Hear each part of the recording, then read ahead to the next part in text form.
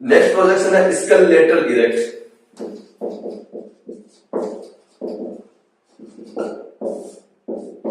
इस प्रोजेक्शन में पेशेंट को इरेक्ट कंडीशन में रखा जाता है। इस प्रोजेक्शन में पेशेंट को इरेक्ट पोजीशन में रखा जाता है। इसके सारे क्राइटेरिया लगभग लेटरल सुपाइन के समान है। लगभग एक इसमें होता है कि पेशेंट इरेक्ट कंडीशन के अंदर आता है। ये अगर पेशेंट कोऑपरेटिव है, पेशेंट कोऑपरेट कर रहा है, तो उस कंडीशन के अंदर हम पेशेंट का लेटरल इरेक्ट करते हैं। तो सबसे पहले हम लेटरल इरेक्ट की पोजीशन के बारे में देख लेते हैं।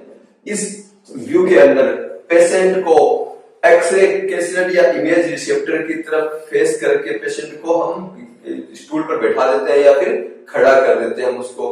उसके बाद में पेशेंट के हेड को इस तरह से रोटेट करते हैं कि उसका जो मीडियन सैजिटल प्लेन है वो आपके इमेज रिसेप्टर के पैरेलल हो जाए। जैसे मैं आपको बताता हूँ, जैसे इस कंडीशन से पेशेंट के हेड को इस तरह से रोटेट किया जाता है जिससे पेशेंट का मीडियन सैजिटल प्लेन कैसेट के पैरेलल हो जाए। इसके लिए थोड़ा शोल्डर को भी अपन उसको रोटेट कर सकते हैं जिससे ये जो पोजीशन होती है इजीली अचीव की जा सकती है। इस कंडीशन के अंदर देखिए मैं आपको इमेज बना देता हूं।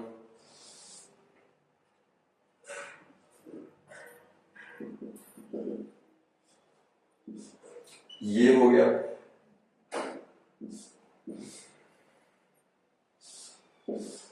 इस कंडीशन में क्या होता है, जो इंटरप्यूपिलरी लाइन होती है वो इंटरप्यूपिलरी लाइन कैसेट या इमेज रिसेप्टर के परपेंडिकुलर होती है। इंटरप्यूपिलरी लाइन क्या होती है, कैसेट या इमेज रिसेप्टर के परपेंडिकुलर होती है। जो एक्सरे बीम होता है उसका सेंटर ग्लेबुला तथा जो एक्सटर्नल ऑक्सीपिटल प्रोट्यूबरेंस है इसके मिड में सेंटर में रखा जाता है। जो कि एक्सटर्नल अकोस्टिक मीडियस होता है, उस एक्सटर्नल अकोस्टिक मीडियस से क्या होता है, जो 5 सेंटीमीटर ऊपर होता है।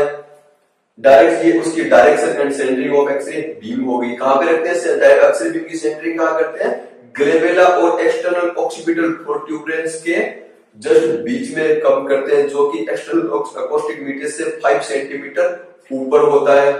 इस प्रोजेक्शन को हम पेशेंट को जो एक फ्लोटिंग टेबल पर लेटाकर वर्टिकल बीम के द्वारा कर सकते हैं।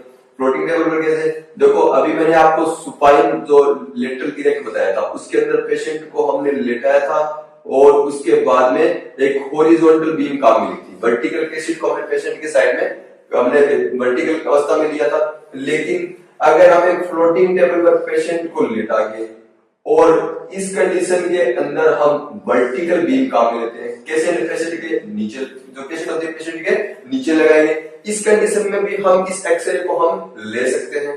लेकिन इस कंडीशन में क्या होगा, इस कंडीशन में आपको जो स्कल साइनस में फ्लूइड लेवल या इंट्राक्रैनियल एयर डिटेक्ट आप नहीं कर सकते हो इसके अंदर। इस प्रोसेस में क्या होगा, क्योंकि वर्टिकल बीम काम में ले रहे हो तो कोई भी फ्लूइड लेवल होगा वो फ्लूइड लेवल आपको दिखाई नहीं देगा। फ्लूइड लेवल आपको हॉरिजॉन्टल बीम से मिलेगा, जो कि हम इस कंडीशन में या लेटरल सुपाइन और या लेटरल इरेक्ट पोजीशन में हॉरिजॉन्टल बीम के साथ हम डिटेक्ट कर सकते हैं। तो इंट्राक्रैनियल एयर और जो फ्लूइड लेवल होगा वो हम इसके द्वारा डिटेक्ट नहीं कर सकते हैं। तो ये जो स्कल के लेटरल इरेक्ट और लेटरल सुपाइन दोनों प्रोजेक्शन कंप्लीट है।